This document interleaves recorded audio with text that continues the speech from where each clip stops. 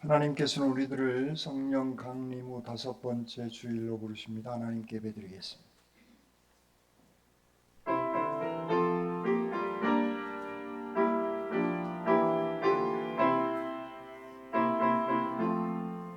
주님을 찬양합니다. 내 맘과 정성 다하여 놀라우신 주님의 크신 능력 찬양하리라.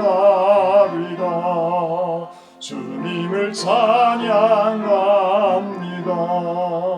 내 맘과 정성 다하여 주 안에서 언제나 기뻐하리라. 할렐루야. 주 안에서 언제나 기뻐하리라. 할렐루야. 주님을 경배합니다. 내 맘과 정성 다하여 놀라우신 주님의 크신 능력 경배합니다. 주님을 경배합니다. 내 맘과 정성 다하여 주 안에서 언제나 사랑하리라. 할렐루야. 주 안에서 언제나 사랑하리라. 할렐루야. 알파와 오메가가 되신 주님, 귀한 50주년 기념주일로 모여 예배를 드리게 하시오니 감사를 드립니다. 지난 시간 눈동자처럼 지켜주신 에베네셀 하나님, 앞으로도 임마누엘 하나님과 동행하는 저희들 되어지게 하여 주시옵소서. 이 시간 영과 진리로 드리는 저희들의 예배를 연락받아 주실 줄 믿사옵고 우리 주님 예수 그리스도의 이름으로 기도드립니다. 아멘.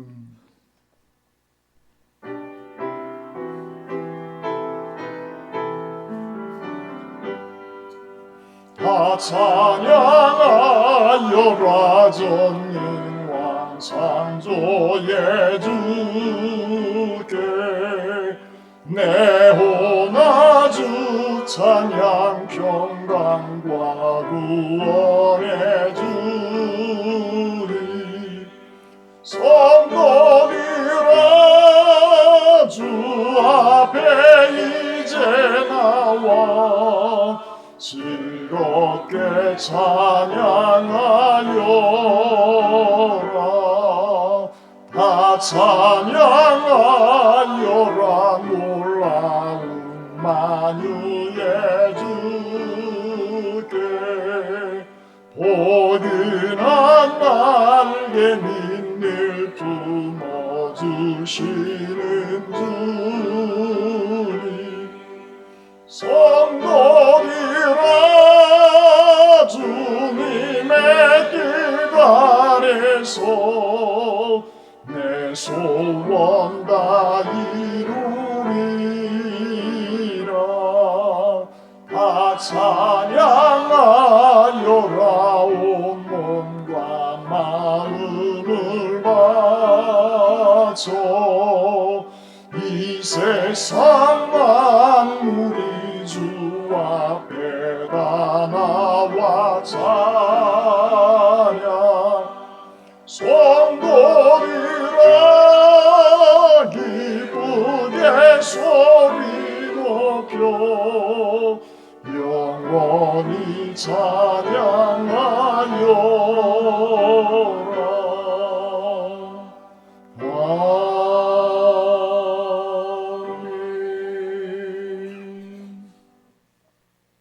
여러분은 누구를 믿습니까? 여러분은 누구를 믿습니까?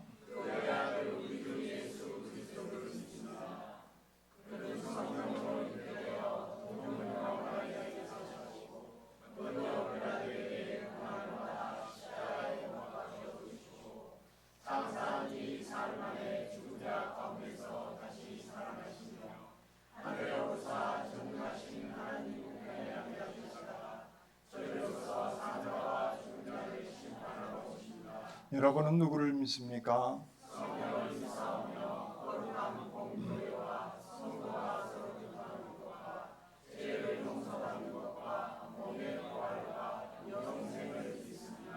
아멘. 너희 안에 이 마음을 품으라. 그는 근본 하나님의 본체시나 오히려 자기를 비워 종의 형체를 가지사 자기를 낮추시고 죽기까지 복종하셨으니 곧 십자가에 죽으심이라.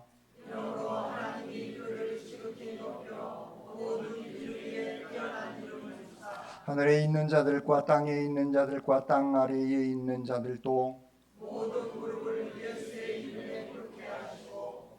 모든 입으로 예수 그리스도를 주라 시인하여 하나님 아버지께 영광을 돌리게 하셨느니라. 아멘. 이 시간 하나님과 사람과 자연에 지은 죄를 침묵기도로 고백드리겠습니다.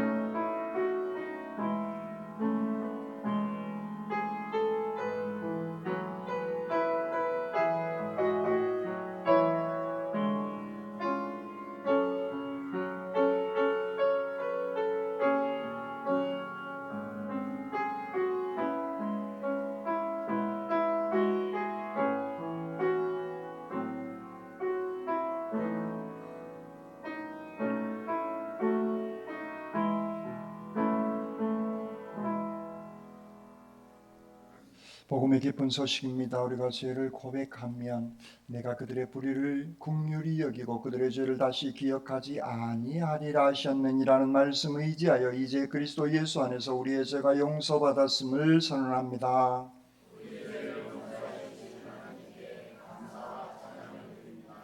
아멘.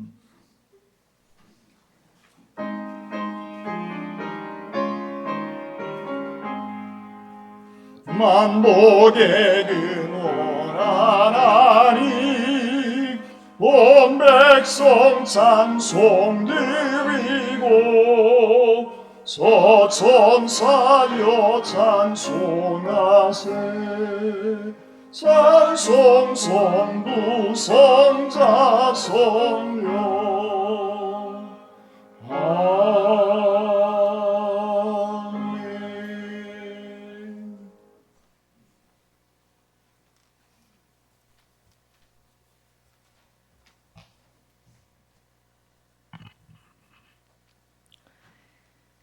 하나님께서 창조하여 주신 축복의 동산에는 녹음이 짙어 싱그러운 푸르름이 장관을 이루고 있습니다.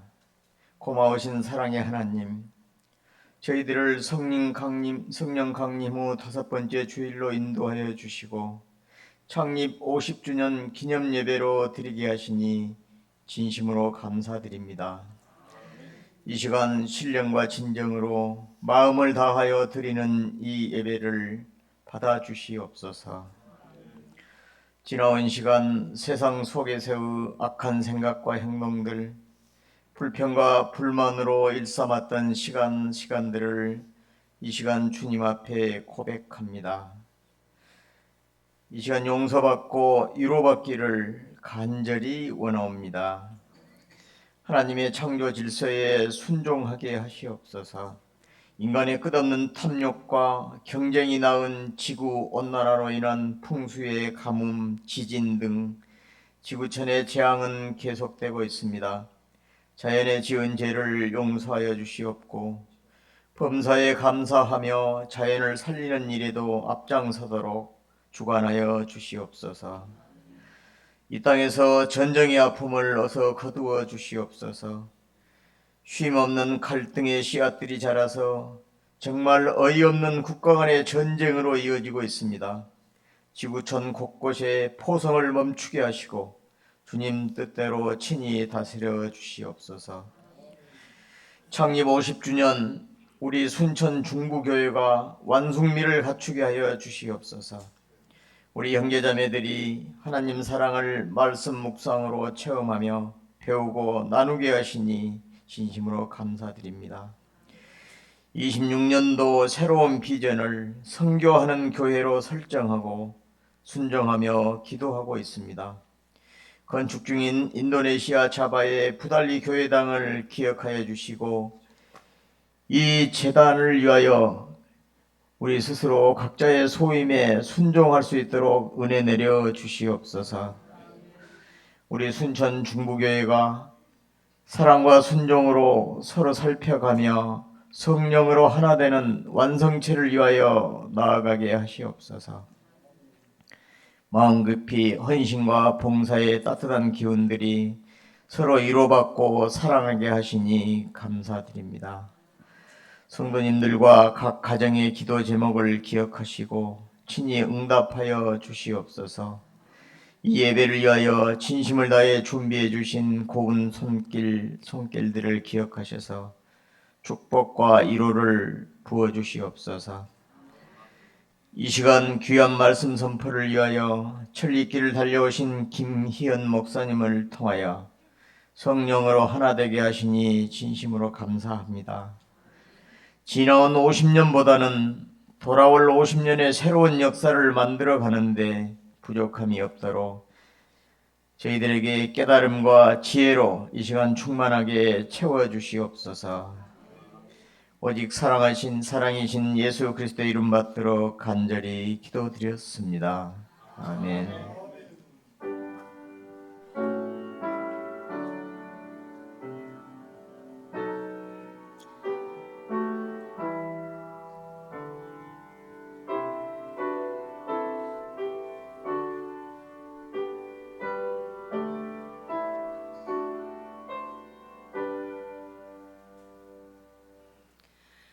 오늘 성경 말씀은 데살로니가전서 5장 8절에서 11절입니다.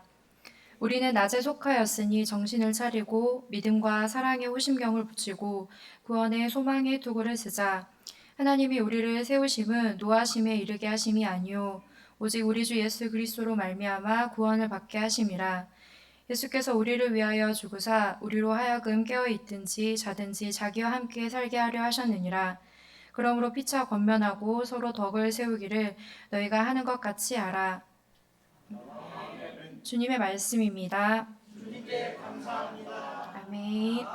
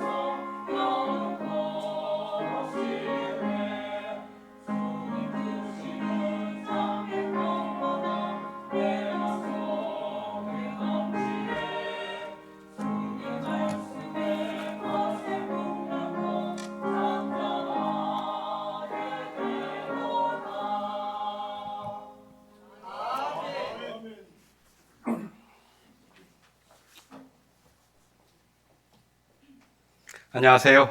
반갑습니다. 초대에 감사드리고 창립 50주년 맞은 기념일을 축하드립니다.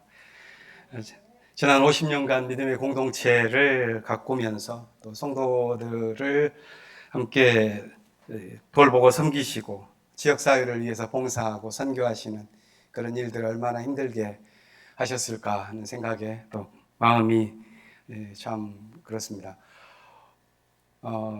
교회에 와서 예배 전에 목사님과 함께 그 나무마다 이름이 새겨져 있는 그 나무를 갖다 돌아보면서 이 교회가 이 교회를 섬기시는 분들이 교회를 위하여 어떤 마음을 갖고 계시는지 또 잘 다듬어져 있는 그런 나무를 보면서 이 교회를 다니고 계시는 분들의 신앙의 삶도 또 그러하리라 하는 것을 생각해 보았습니다. 50년간 교회를 섬겨 오셨던 그 길이 어떠셨나요? 앞으로의 50년은 한국 교회가 어떨까요? 저는 오늘 내려오면서 좀 묵직한 화두를 좀 갖고 왔습니다.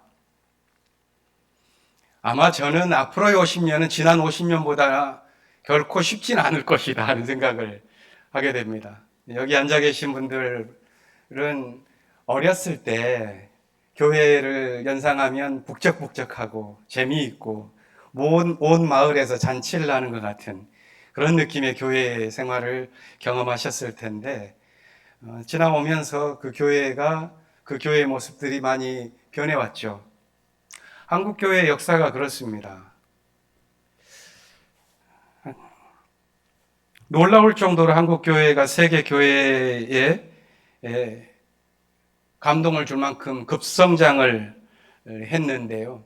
그 이유는 교회가 한국을 비추는 등불처럼 역사 속에서 역할을 해왔기 때문에 그랬을 것이라고 생각합니다. 150년 전에 조선 왕조가 몰락하고 대한제국이 설립되었지만 제대로 힘을 갖지 못하면서 외세에 점차 잠식당하고 식민 치하에 빠지고 분단이 되어서 전쟁을 통하여 폐허가 된 그 지점에서 살 길을 모색해야 하는 그 어둠의 시기를 걸어오는 동안 교회는 우리 사회의 희망이 되었습니다. 그렇기 때문에 교회의 지도자들은 민족의 지도자처럼 역임을 받기도 했었습니다. 그런데 그 시대를 이렇게 한 절반 정도 살아오다가 그 이후의 절반은 교회가 어느샌가부터 우리 사회 속에서 더 이상 나침판이 아니지 않나 하는 의심을 받아오다가 심지어 지탄의 대상이 되기까지도 했습니다. 교회 스스로도 우리가 길을 잃은 건 아닌가 하는 생각을 하게 될 때도 있습니다. 교회가 사회 속에서 신뢰도를 잃고 또 젊은이들은 교회에서 희망을 잘 발견하려고 하지 않는 그걸 가리켜서 우리는 교회의 위기다 이렇게 생각을 하지요. 그 위태로움이 매우 깊어서 저는 무엇이 문제일까 하는 그런 생각을 하지 않을 수가 없습니다. 앞으로 교회는 이러한 시기, 이 위기를 헤쳐나아갈 수 있을까? 이런 고민이 저만이 아니라 한국교회 여러 곳에서 쌓여 있습니다.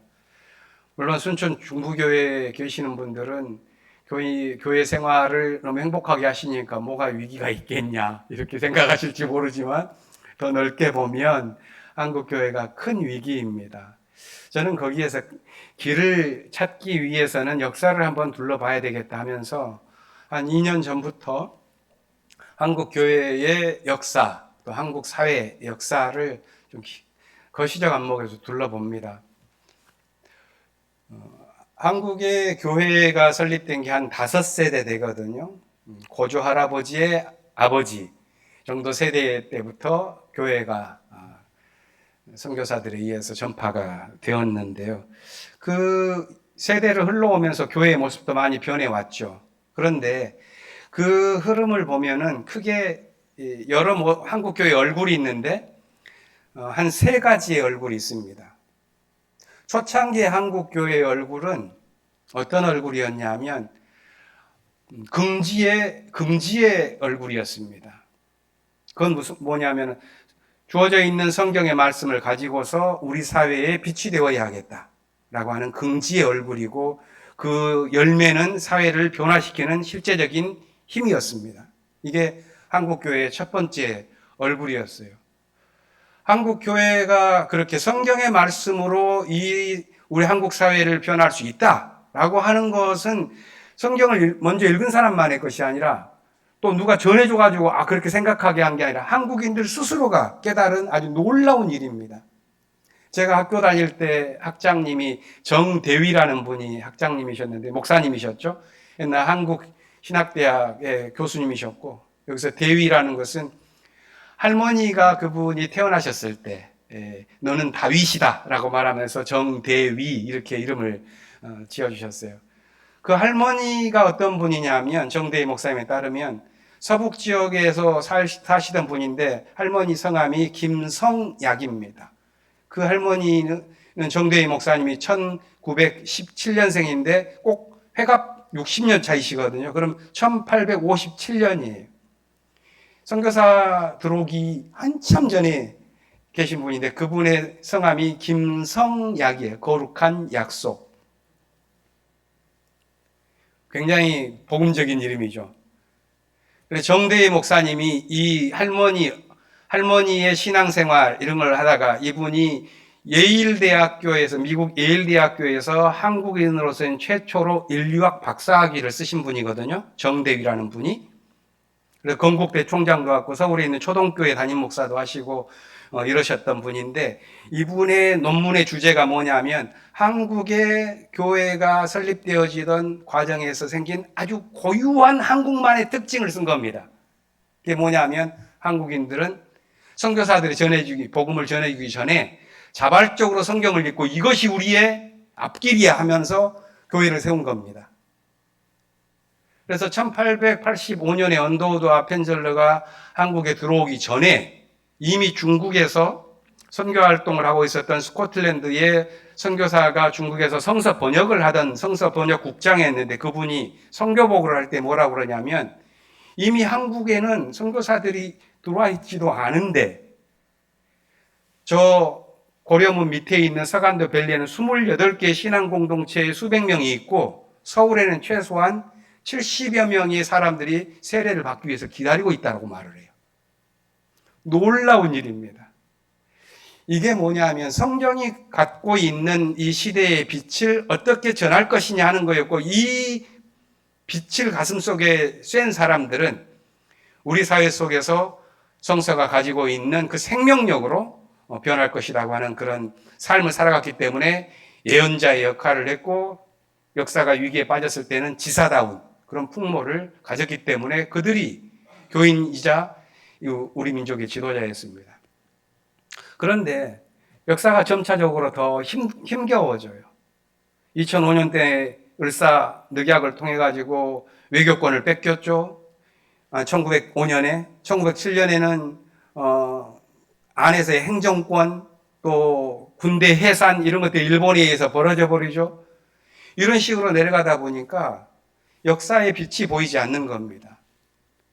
그러니까 교회에서 메시지들은 어떻게 변해가냐면 우리가 소망을 둬야 할 것은 이 역사가 아니다. 저 하나님 나라다. 이런 목소리가 점점 커지고 그래서 점차적인 관심사들이 이 사회 속에서 교회가 어떻게 빛과 소금이 될 것인가 하는 것보다는 우리의 소망은 저기에 두는 것이다 하는 그런 분리주의적인 흐름이 훨씬 커집니다. 점차적으로. 그래서 이 역사에 소망을 두는 사람들은 그것은 너무 세속적인 것이야 라고 말을 합니다. 교회의 관심사가 이걸 넘어서 기도원으로 또 이 세상에 대한 우리의 다짐과 또 헌신과 봉사에 대한 관심보다는 저 세상을 향한 마치 교회는 천국 가는 대합실처럼 변해갔던 거죠. 근데 거기에는 아주 어려운 난제가 있었습니다. 왜냐하면 신학적으로도 그것을 부추기는 큰 흐름이 있었기 때문에 그렇죠. 1세대 선교사들은 1885년부터 오기 시작한 선교사들은 정말로 청교도적인 열정을 가진 20, 30대의 청년들이었고 삶을 다 바쳐서 했는데 2세대 선교사들 1920년대부터 오는 분들은 조금 성격을 달리했습니다. 왜냐하면 그 사이에 미국에서 있는 신학의 교회 지형이 너무 달라졌기 때문에 그래요. 미국에 있는 장로교에서 근본주의라고 하는 신학이 1910년부터 자리 잡는데, 이 근본주의라는 신학은 매우 바리새적인 신앙입니다. 믿음이 교리에 맞지 않으면 너 이단이야 라고 하고, 신학적으로도 아주 고집스러운 그런 신학이에요. 과학을 원수 취급해서 종교에 대해서 대항하는 것들은 이단 취급을 하고, 이렇게 하다 보니까 이런 신학교육을 받고 오는 신학교 선교사들이 교회를 하다 보니까 교회의 지형 역시도 점차적으로 누구를 정죄하고 누구를 이단시하고, 총회에서 벌어질 때에도 누구를 파문하고, 이런 일들이 빚어진 거죠. 1930년대가 되면서. 그러다 보니까 교회가 이런 교회 안에서의 갈등과 분리, 이런 성격이 너무 강화되어 나간 것입니다. 이럴 때 교회의 세 번째 얼굴이 등장합니다. 그건 뭐냐면, 우리의 믿음 생활이라는 것은 옳다고 자기가 주장하면서 남을 정죄하는 것이 아니라 예수 그리스도 안에서 우리는 하나다.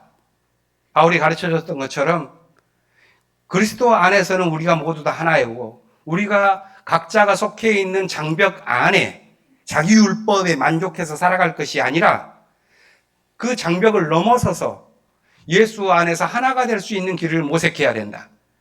그래서 남과 북의 싸움, 좌와 우의 싸움, 진보와 보수의 싸움, 이거 중요한 것이 아니다. 예수 안에서는 자기 주장의 옳음이 중요한 것이 아니라 그리스도 안에서 복종을 하고 큰 흐름으로 함께 나아가는 것이 신앙의 본분에 맞다 하는 그런 통합주의적인 흐름입니다. 1930년대에 깊이 일어났지만 이게 큰 힘을 발휘하지를 못하고 말았습니다. 저는 이제 교회의 역사를 한번 이렇게 살펴봤는데요.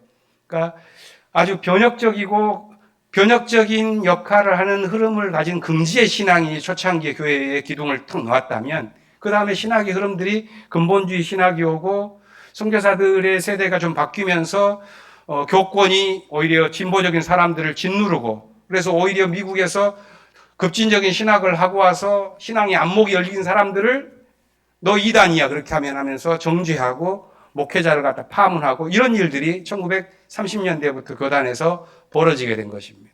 그러자 교회는 그것은 아니다. 우리가 더 이 땅 속에서 하나님의 뜻을 찾기 위하여 나눠져서는 안 된다 하는 그런 통합주의적인 흐름을 갖게 된 것입니다.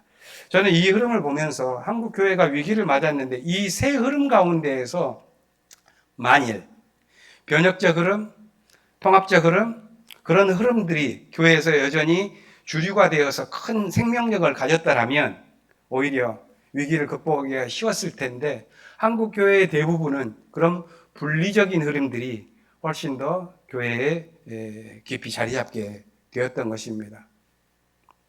저는 우리 교단의 역사를 보면서 한국 기독교 장로회라고 하는 교단 역시도 그런 분리적인 흐름 속에서 1953년도에 예장과 기장 이렇게 분리가 되었다는 것을 아실 텐데요. 그건 비극이죠. 그 속에서 우리만 잘났다, 기장은 훌륭하다, 이렇게 말하는 것 자체가 창피할 노릇입니다. 그 찢어진 것 자체가 우리의 실패이기도 하고 우리의 아픔이기도 합니다. 그런데 현실에서는 기장과 예장이라고 하는 그런 교회적인 기질이 좀 다르다는 걸 느낍니다. 신학교의 가르침도 다르기도 하고 또 교회를 섬기는 사람들의 성향도 많이 달라요. 그리고 기장을 세웠었던 어른들의 흐름도 다릅니다. 제가 섬기고 있는 학교 신학대학원에 가면은 학교를 쭉 올라오면 큰 건물이 두 개가 있습니다. 하나가 만우 기념관이고 다른 하나는 장공 기념관입니다. 만우 기념관은 만우 송창근 목사를 기념하는 것이고, 장공 기념관은 장공 김재준 목사를 기념하는 것이거든요. 이 두 개가 우리 교단의 어떤 면에서는 정신적인 축이라고도 말씀을 드릴 수가 있는데요. 장공 김재준 목사는 한국의 교회 지도자들 속에서 예수의 복음으로 역사 속에서 빛과 소금의 역할을 다 해야 한다고 역사 참여적인 진보 신학을 하는 상징적인 분입니다. 이분은 1950년대에 너무 신학이 진보적이에요. 두 분 다 일본과 미국에 유학을 다녀와서 박사를 했던 분들입니다. 근데 이 장군 김재준 목사님은 오히려 어려움을 겪게 되었죠. 왜냐하면 신학이 너무 진보적이었기 때문에 그런 것입니다. 만우 송창근 목사님은 조금 달랐습니다.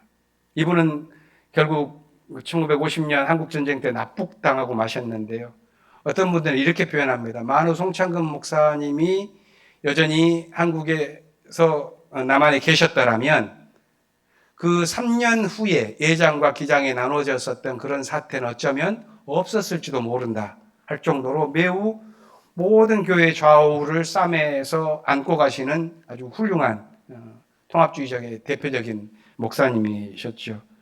그런데 이 두 분의 이 정신, 이 교단의 역사 속에서 굉장히 중요한 부분들을 차지하고 있는데 저는 그분들의 그 믿음들을 어떻게 이어나갈까 생각하면서 그분들이 남기신 큰 가르침 하나를 마음속에 늘 간직하고 살아갑니다. 만우 송창근 목사님은 1898년생이시거든요. 이분은 20대 초반에 24살 때 한국 장로교회의 모교회라고 할 수 있는 저기 남대문 밑에 가면은 남대문 교회라는 게 있습니다. 원래 언더우드와 아펜젤러가 선교사로 오시기 전에 알렌이라고 하는 의사가 오셨는데 그 제중원이라는 곳에서 생겨난 교회였고 여기에서 언더우드 아펜젤러도 함께 예배를 드렸던 곳인데 이 교회에 담임 목사가 없을 때 조사로 있었습니다. 그게 24살 때입니다.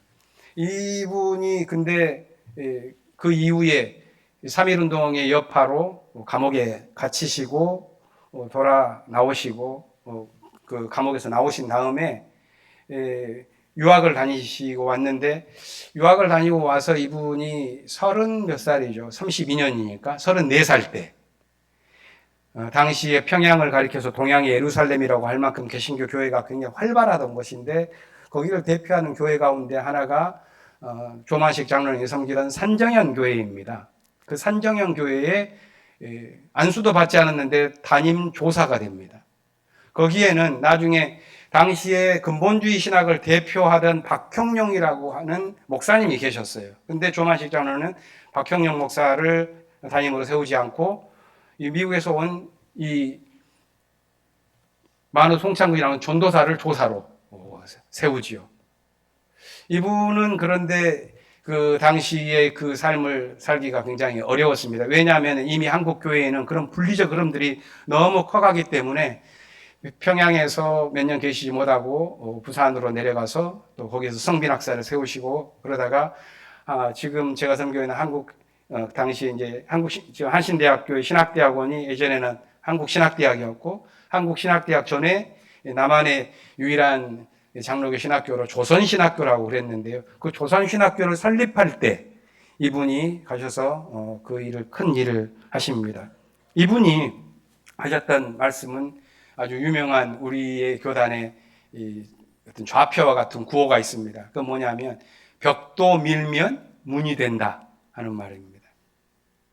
아무리 어려운 우리 삶에 믿음의 과제가 있다 하더라도 주님과 함께 믿음으로 나아가다 보면 그 벽도 문이 된다 하는 그런 놀라운 믿음의 긍지를 남겨주셨습니다.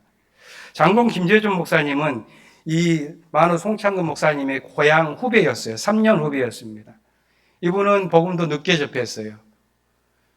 3.1운동 이후에 감옥에 갔다가 이제 풀려나서 고향에 가셨던 만우 송창근 목사님이 청년 김재준을 보고 여기 지금까지 이런 식으로 있으면 됩니까? 하면서 일본의 공무원 생활하기보다는 우리 시대의 젊은 뜻 있는 사람들이 많아져야 됩니다. 이 말을 듣고 나서 그냥 바로 그만두고 서울에 와가지고 예수를 믿고 세례받고 아주 놀라운 그런 급진적 발전을 해나가신 분이죠. 송창근 목사님의 인도를 받아서 이분 역시도 수많은 그 후학들을 길러내셨어요. 김재준 목사님은 우리가 잘 알고 있는 기장의 문익환 목사님, 강원용 목사님, 안병무 선생님 이런 분들의 선생님이셨어요. 이분이 김재준 목사님은 삶에서 예와 아니오가 분명한 분이었고, 따라서 교회의 길을 말씀하실 때는 이런 표현을 하십니다. 볼리비 도생. 제가 서문이 이제까지 많이 길었는데 이 말씀 드리려고 여기까지 사설이 길었습니다. 볼리비 도생. 근본이 바로 서면 나아갈 길은 생겨나는 거다. 반대로 근본이 바로 서지 않으면 아무리 화려하게 보인다 하더라도 그것은 나아갈 길이 아니다.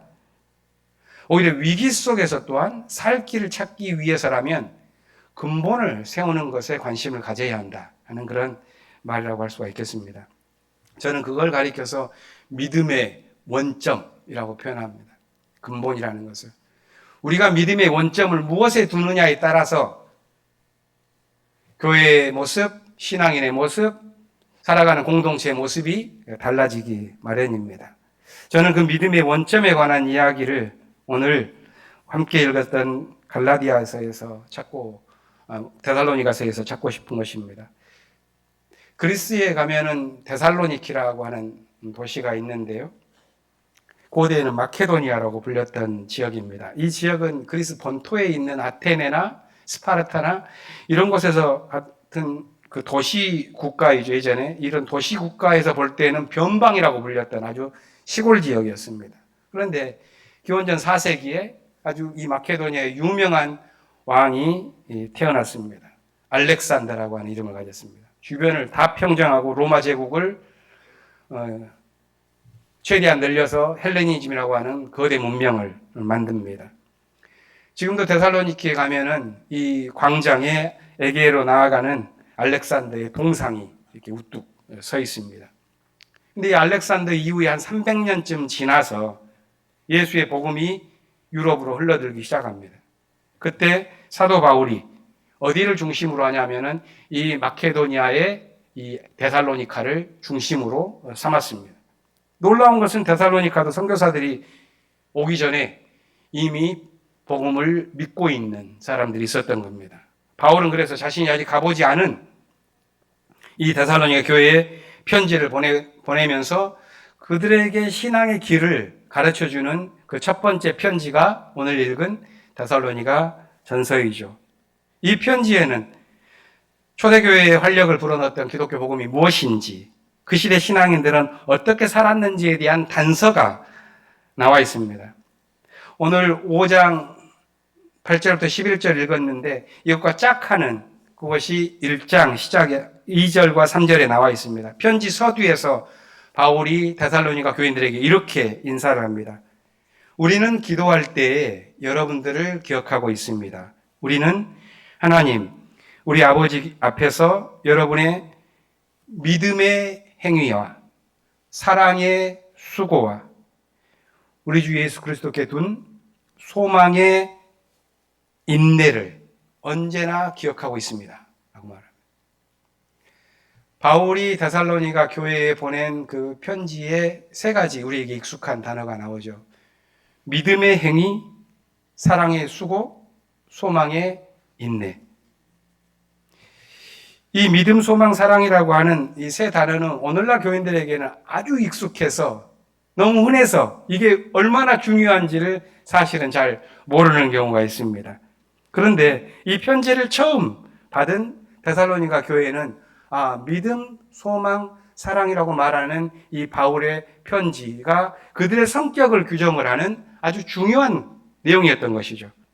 믿음의 행위, 사랑의 수고, 소망의 인내, 이 세 가지는 개인의 신앙만이 아니라 교회를 교회답게 해주는 말이기도 하고 또 로마 제국이라고 하는 거대한 그런 문명 속에서 이 길이 아니라 예수 그리스도께서 보여주신 십자가의 길이 생명의 길이야 라고 믿고 살아가는 초대교회의 그 정신을 말해줍니다.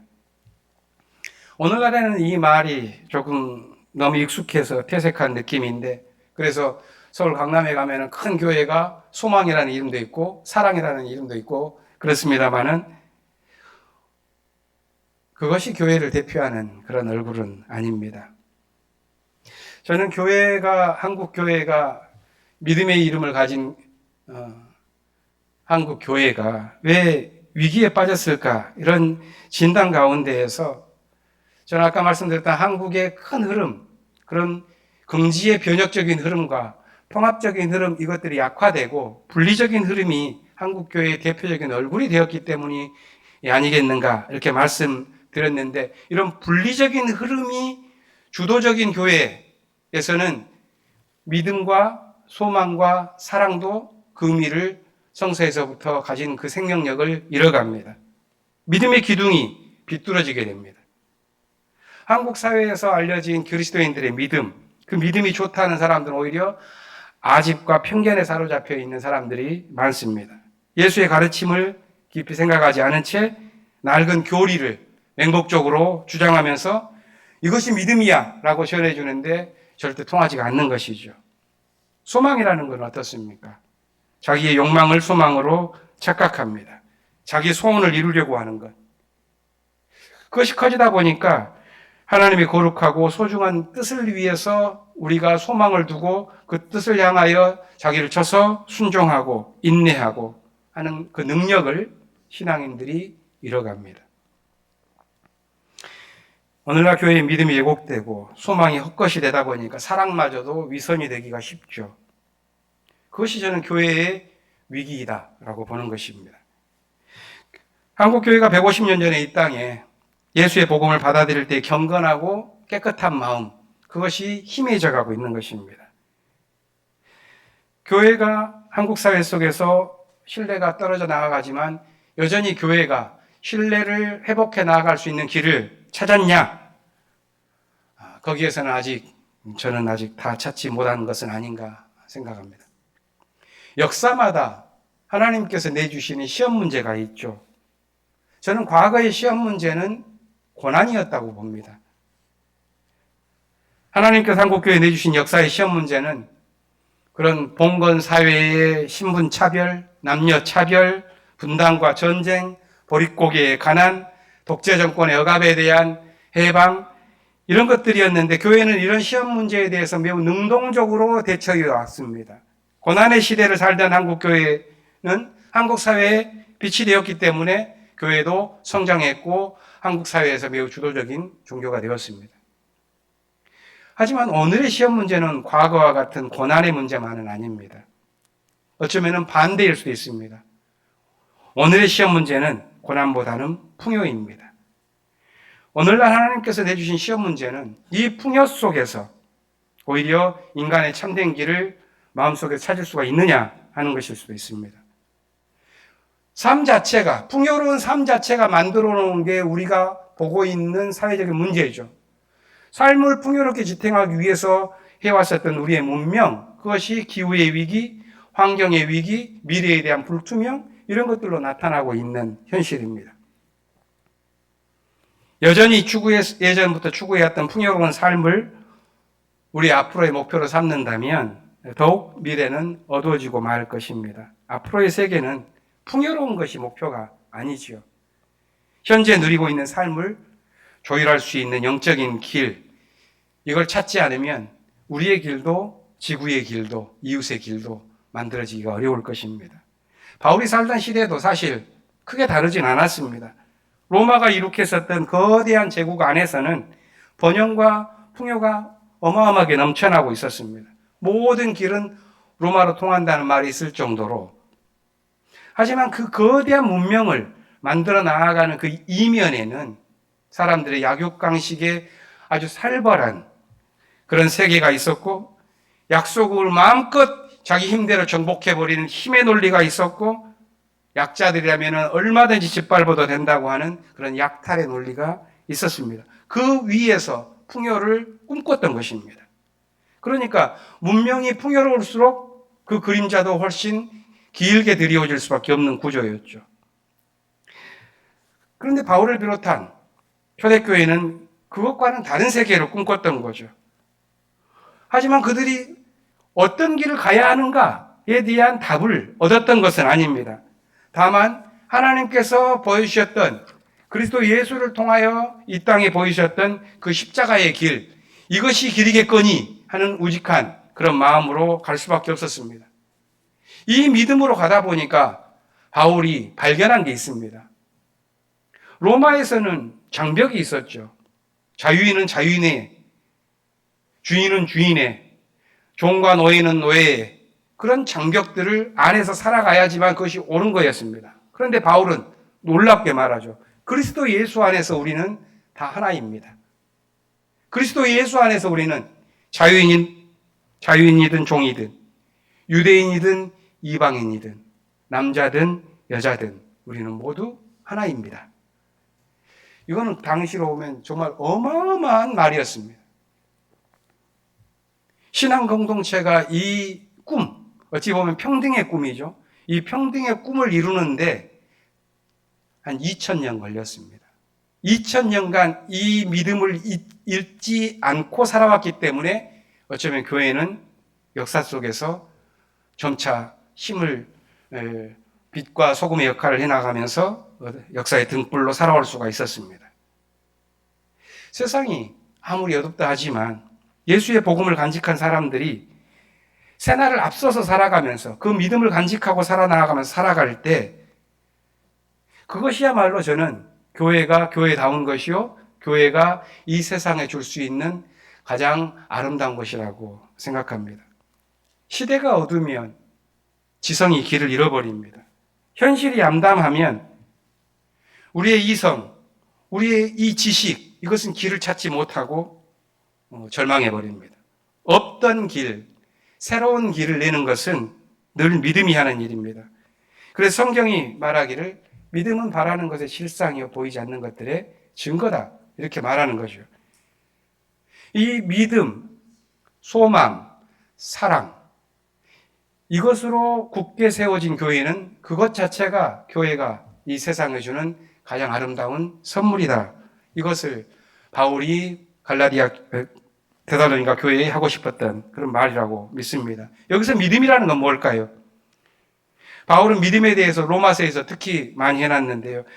바울은 믿음을 다른 하나의 단어와 대비시킵니다. 늘. 그것은 믿음을 말할 때는 늘 율법을 말합니다. 우리는 율법대로 사는 게 아니라 믿음으로 산다, 이렇게 말을 하는 거죠. 바울은 믿음이라는 것은 율법의 장벽을 넘어서는 것입니다. 장벽을 허물어내는 것입니다. 장벽이라는 것은 사회적으로 생각하는 통념이라고도 볼 수가 있습니다. 사회가 인정해준 사회의 상식적 문법입니다. 우리는 이렇게 살아야 돼. 주인은 이렇게 살고, 남성은 이렇게 살고, 종은 이렇게 살아야 하고, 이런 장벽들이 있는 거죠. 바울은 그 장벽을 넘어서라. 율법을 넘어서라. 바리새인들은 반대로, 율법주의자들은 반대로 그 율법에 사는 것이 의로운 삶이라고 그래요. 주인은 주인의 도리를 하는 거고, 종은 종의 도리를 하는 것이고, 그것이 의로운 삶이라고 생각하는, 그게 율법을 지키는 것이라고 보는 거죠. 바울은 다르게 생각합니다. 의로운 삶이라는 것은 율법을 지키는 것에 있는 것이 아니라 오직 믿음에 의해서 가능하다. 의로운 삶이라는 건 율법에 대한 충실함이 아니다. 하나님의 의는 그 장벽을 뛰어넘는 것이고, 그 장벽을 뛰어넘으려면 필요한 것이 믿음이다 라고 말합니다. 이 바울이 말한 이 믿음이라는 것은 그러니까 단지 어떤 도덕적인 뭔가 율법이 있고 그것을 잘 지키려고 하는 그런 충실함, 그것이 아니라는 겁니다. 믿음이라는 것은 하나님을 향한 우리의 영혼이 모험에서 도약하여 그 하나님께서 말하는 그 지점에 닿으려고 하는 그 모험적인 것입니다. 그것이 장군 김재준 목사님이 그 이후에 전해주는 아주 대표적인 말씀이고, 저는 그분이 남긴 18권의 전집을 요약하면서 장군 김재준의 가장 중요한 말은 하나님만 믿고 모험하라. 이것이 장군 김재준의 가르침이구나 하는 것들을 느끼게 되었습니다. 기독교에서 믿음이라는 것은 진리신 하나님을 향해서 영혼을 활짝 여는 것이지요. 이 믿음은 하나님을 향해 있기 때문에 이 세상의 모든 것에서부터 자유롭게 되는 위대한 마음입니다. 다시 말해서 믿음이라는 것은 세상의 율법대로 살기보다는 내가 하나님의 뜻을 따라 살겠다고 하는 위대한 선언이라고 할 수 있죠. 이 믿음은 항상 사랑과 함께 합니다. 사랑은 죽음의 세계를 생명의 세계로 바꾸고 하나님을 이 세상에 드러내는 유일한 통로입니다. 그래서 사랑이 없으면 예언도 그치고 지식도, 아니 믿음도 의미가 없어집니다. 사랑은 모든 것을 가능케 합니다. 사도 요한은 사랑은 그 이유는 하나님이 사랑이기 때문이라고 말을 합니다. 참된 믿음은 항상 사랑을 통해서 일합니다. 그래서 바울이 요약하기를 갈라디아서 5장 6장을 보면 기독교 진리를 이렇게 요약합니다. 사랑을 통해서 일하는 믿음. 사랑이 없는 세계는 아무리 교회를 하더라도 사랑이 없으면 말쟁이들의 놀이터가 되고 맙니다. 사랑이 없으면 믿음도 그 능력을 잃어갑니다. 이러한 믿음과 사랑을 가능하게끔 지켜주는 것이 있습니다. 그게 소망입니다. 소망이라는 것은 믿음과 사랑을 계속할 수 있도록 지켜주는 용기지요. 소망이란 미래에 대한 주어질 보상에 대한 기대, 그것이 결코 아닙니다. 내가 하나님의 사랑을 붙잡도록 끈질기게 지켜주는 마음속의 끈기, 그게 소망입니다. 시련 속에서도 내가 믿음을 지키고 사랑의 삶을 살도록 해주는 것이 소망입니다.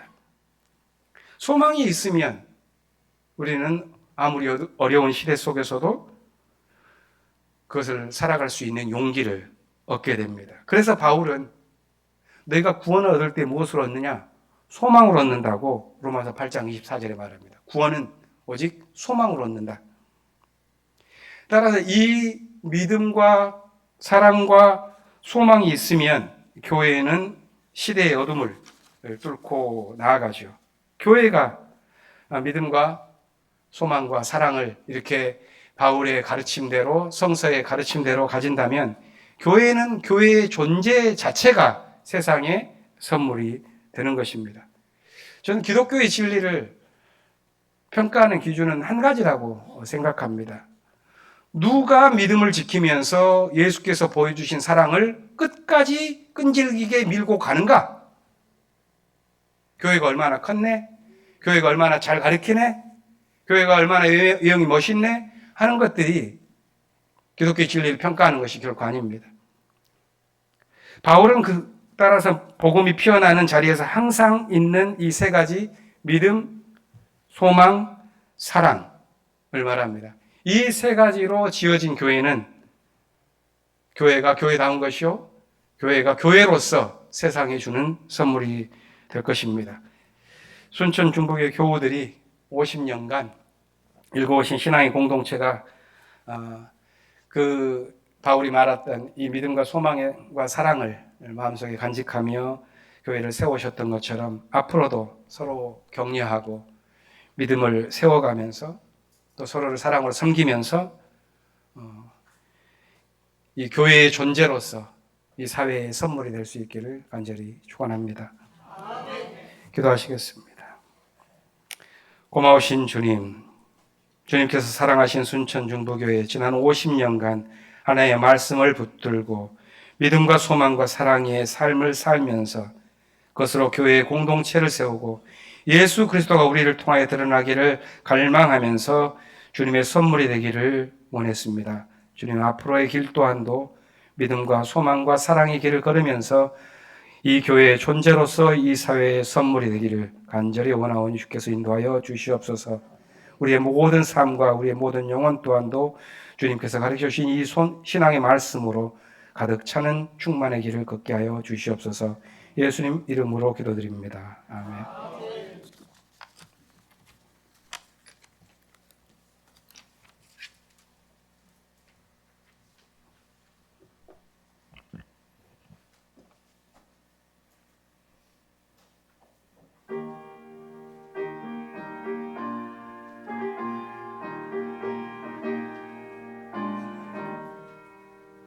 내 주여 뜻대로 행하시옵소서. 온 몸과 영혼을 다 주께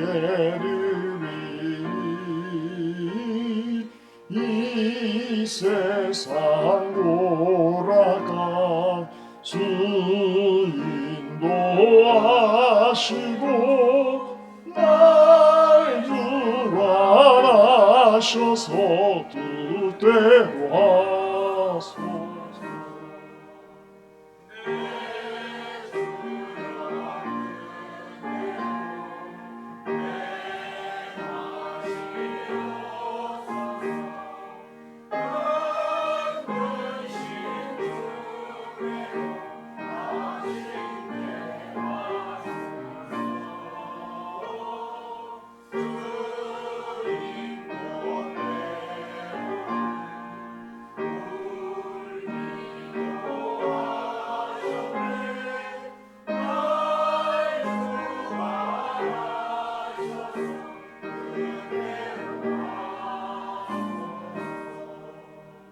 내 주여 뜻대로 행하시옵소서. 내 모든 일들을 나 주께 맡기고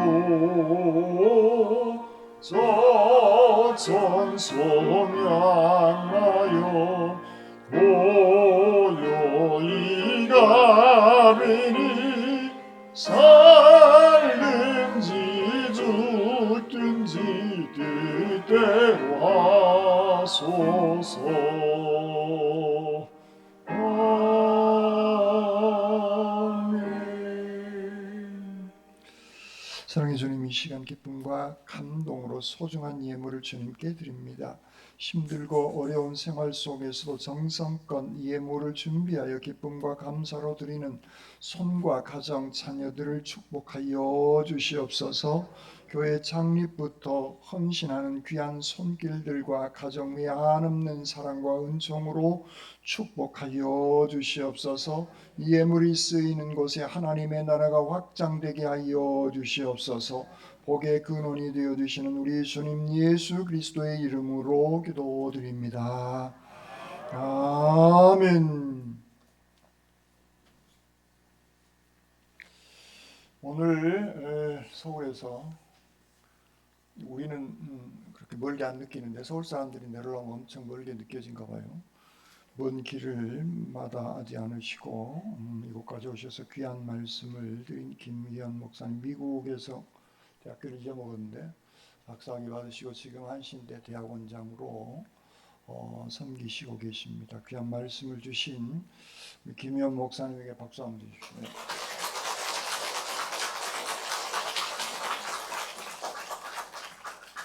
50주년 기념으로 해외 건축하고 있습니다. 인도네시아 동부 자바 부달리 교회당 건축을 위해서 건축 헌금 기도로 준비하시고 헌금해 주시면 고맙겠습니다.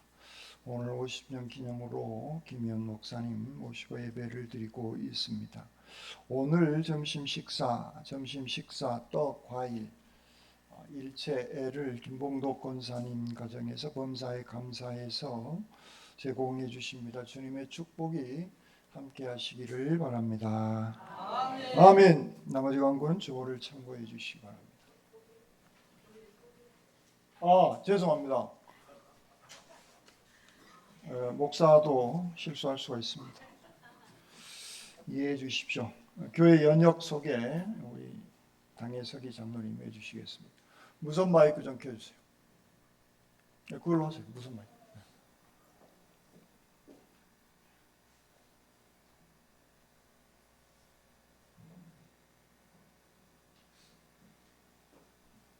우리 교회 연역 보고 드리겠습니다.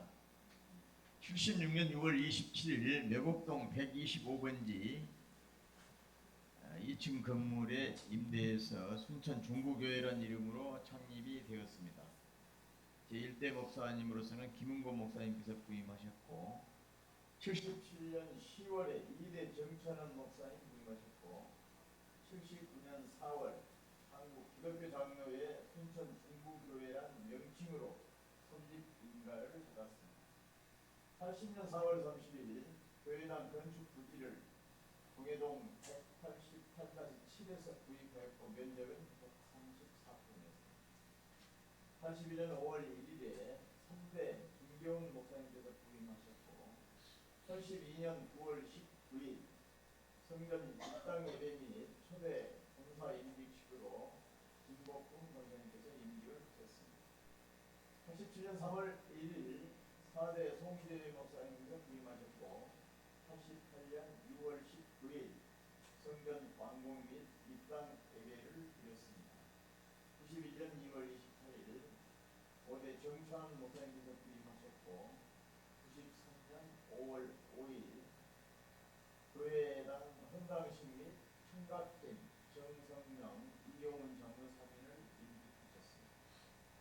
93년 11월 2일 초대 담임목사 정찬호 목사님께서 취임식을 하였고 95년 11월 19일 제6대 윤재경 목사님께서 취임하셨습니다. 2003년 9월 28일 장로 세 분이 임직하셨는데 최태원, 이유태, 엄경훈형 장로님께서 입회하셨습니다. 2004년 1월 1일 순천 중부교회 물들교회와 분립을 했습니다. 2004년 12월 10일 7대 이인수 목사님께서 부임하셨고 2007년 1월 7일 조곡동 228-1번지에서 입단을 했습니다.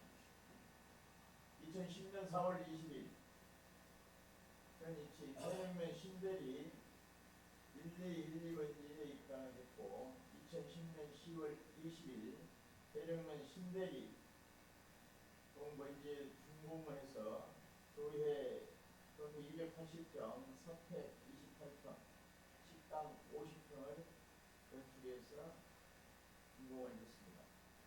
2013년 10월 20일 물들교회 헌당 및 윤재경 목사님 취임하셨고 장로 권사 안수집사 임직식을 했었는데 장로에는 양기석 이백훈 장로님이 임직했습니다. 22년 6월 26일 교회 합격 및 장로 권사 안수집사 임직 예배를 드렸는데 임원재 김재원 장로님, 신평식 박민경 권사님께서 임직했습니다. 이상 간략히 보고드렸습니다. 예, 고맙습니다. 좋아서 박수 치신 것이죠? 하나님 영광의 박수 제대로 한번 쳐주십시오.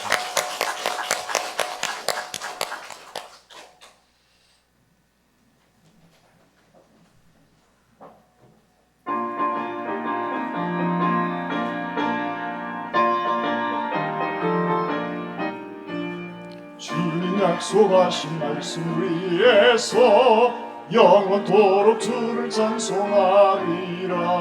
소리 높여 주께 영광 돌리며 약속 믿고 굳게 서리라. 굳게 서리 영원하신 말씀 위에 굳게 서리 굳게 서리 그 말씀 위에 굳게 서리라. 주님 약속하신 말씀 위에서 세상 영년에게 영습할 때에 용감하게 힘써 싸워 이기며 약속 믿고 굳게 서리라. 굳게 서리 영원하신 말씀 위에 굳게 서리 굳게 서리 그 말씀 위에 굳게 서리라. 주님 약속하신 말씀 위에서 영원하신 주의 사랑이 믿고 성령으로 힘써 싸워 이기며 약속 믿고 굳게 서리라. 굳게 서리 영원하신 말씀 위에 굳게 서리 굳게 서리 그 말씀 위에 굳게 서리라. 주님 약속하신 말씀 위에서 성령 인도하는 대로 행하며 주님 품에 항상 안식 얻으며 약속 믿고 굳게 서리라. 굳게 서리 영원하신 말씀 위에 굳게 서리 굳게 서리 그 말씀 위에 굳게 서리라. 이 교회를 세우신 주님의 뜻을 따라 믿음과 소망과 사랑의 짬뜻을 이루게 하옵소서.